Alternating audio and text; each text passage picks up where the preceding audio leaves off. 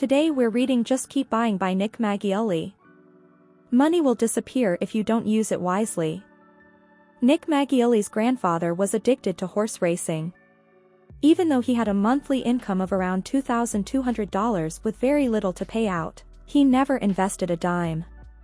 Had he invested, he would have been a millionaire. Instead, he gambled it all away and died with zero assets at the end of his 26 years of retirement. It's effortless for money to evaporate. You only have to go out for drinks with your friends, and before you know it, a large chunk has disappeared. But, by turning your attention to saving and investing, you'll find that your mindset toward money changes for the better. The subject of savings comes first. After all, you can't invest what you don't have. But that amount you save will differ from the amount another person may choose to invest. We all have different financial capabilities. Of course, you need to live your life comfortably and enjoy the perks of earning a regular salary, but you also need to be able to put a good amount aside for the future. But, how much?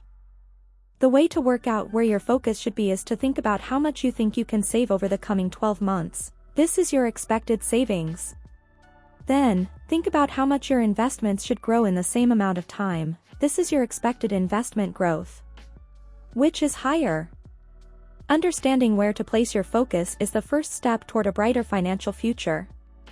After all, that's what we all want, isn't it? If your expected savings are higher, you need to save more cash before you start investing. If your expected investment growth is higher, you need to look at how you can diversify and make the most of your investments. If you're someone who struggles to understand savings and investments, but you want to start creating a better financial future, this summary is for you. You will learn the answers to some of the most commonly asked financial questions and gain the confidence to make moves in the right direction. Savings don't have to be a traumatic subject. Most people want to save but never get around to it. It's not the most glamorous of subjects, but it's also a topic you should address. Putting part of your salary away every month means you can't spend it, but it also means that you're improving the quality of your future. Your future self will thank you for it. One of the biggest misconceptions about savings is that you need to put away a large chunk every month.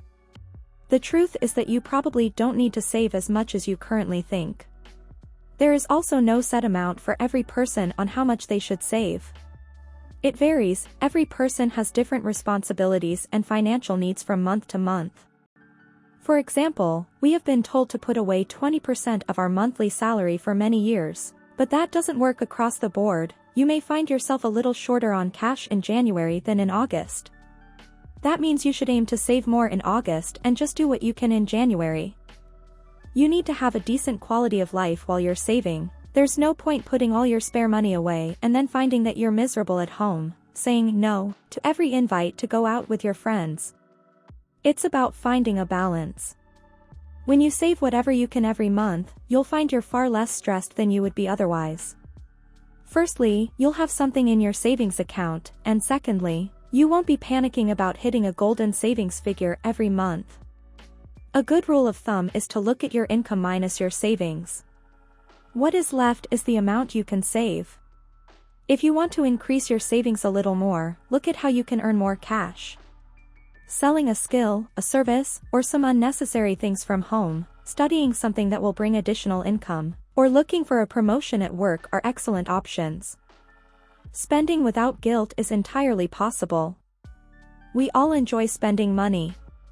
It's universal because it brings us a hit of enjoyment and happiness for a short while. Of course, we don't like spending money on bills and other boring subjects, but buying something nice for ourselves? That's always fun. The good news is that there is a way you can spend without having a large amount of guilt attached to it. Nick Maggiulli has developed what he calls the 2x rule. When you want to buy something, big or small, you should invest the same amount of money in something that will bring a return in the future. Then, you're not only getting the thing that you want, but you're investing positively too. There's no downside to that and, therefore, no guilt. A second way to spend without having a mountain of guilt afterward is to make sure that you maximize the fulfillment you get out of whatever you're purchasing. However, Maggiulli points out that fulfillment and happiness are two different things. You can easily be happy for a short amount of time when you buy something, but fulfillment is far longer lasting. Make sure that whatever you choose to spend aligns with your life goals and reflects what you're trying to achieve in life. For instance, if you have a life goal to write a book, buying a new laptop will help you achieve that.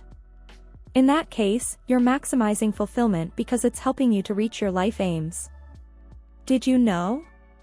According to a 2017 survey by NerdWallet, 49% of Americans blame their emotions for spending more than they can actually afford. Perhaps debt isn't the negative thing we believe it to be.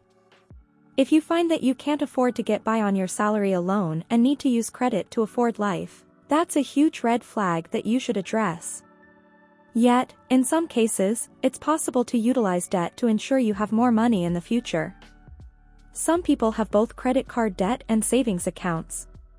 They could comfortably pay off their debts from what they have accrued in their savings account, but they choose not to.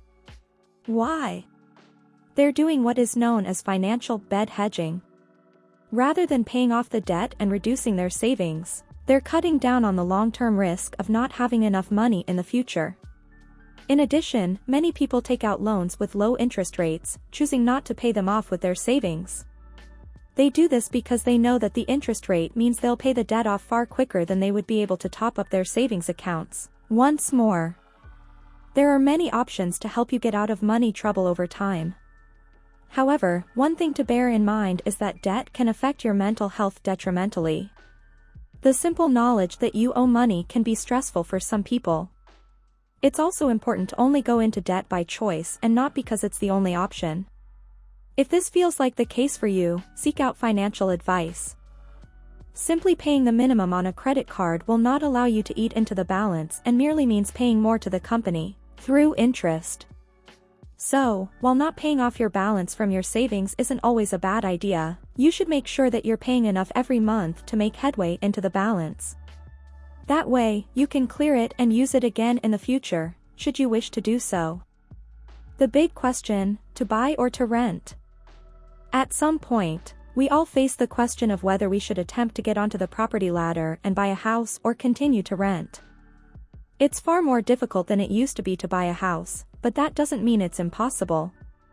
You also need to be clear that continued renting over a long period means that you're literally throwing money away.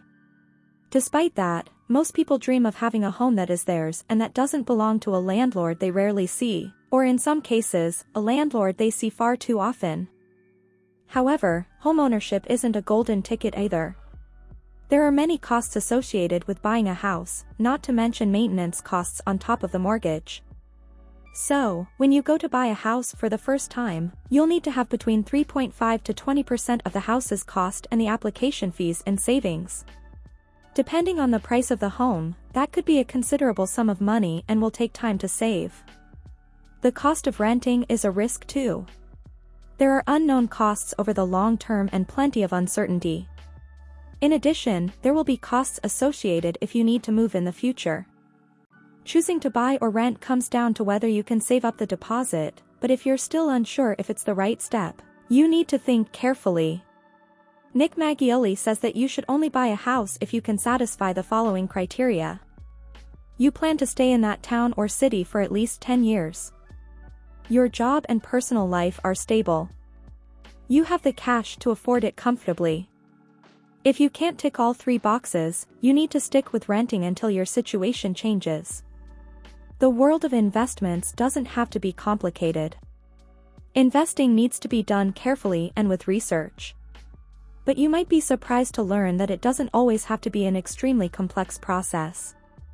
By taking your time and the right advice, you'll be able to invest your cash and look forward to a secure financial future. Why is investing a good route forward? Simply put, it's money you can use in retirement. We all know that pensions don't tend to give us enough to live a high-quality life, but investments will provide you with enough money to enjoy your retirement at a time when you deserve it the most. Investments are also an excellent way to protect your cash against inflation. Understanding what you should invest in is the most challenging question. There are countless options, but most people stick with bonds and stocks. Yet, if you want to create a rewarding portfolio with a significant return, you should diversify and check out all the options, including stocks, bonds, property investment, real estate investment trusts, REITs, small businesses, farmland, franchising, royalties and investing in your own products, cryptocurrency, art. Stocks are a popular choice because they're reliable over the long term, but they are also quite volatile. However, bonds are safer because they're less inconsistent, although they will bring a lower return for that lower risk level. It's essential to invest as soon as possible, rather than leaving it until later. Indeed, most markets go up over time, but that doesn't mean delaying your investment is a good route forward. It's a chaotic choice that risks you paying higher prices the longer you wait.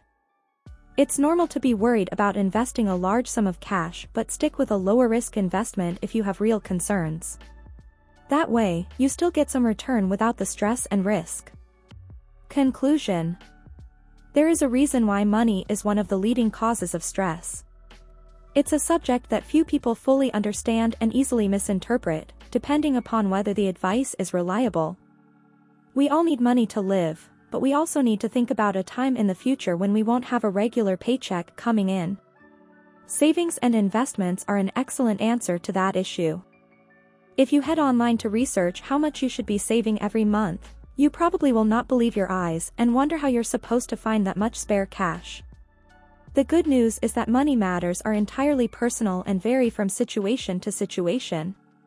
If you can only afford to save X amount on a particular month when you usually have more, don't worry.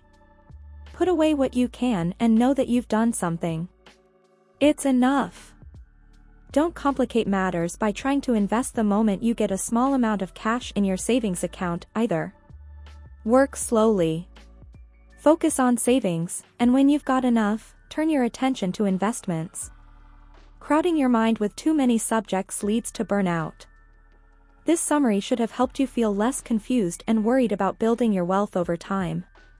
You'll now see that, while you should turn your attention to it, it doesn't mean you need to save every penny either. You can live your life.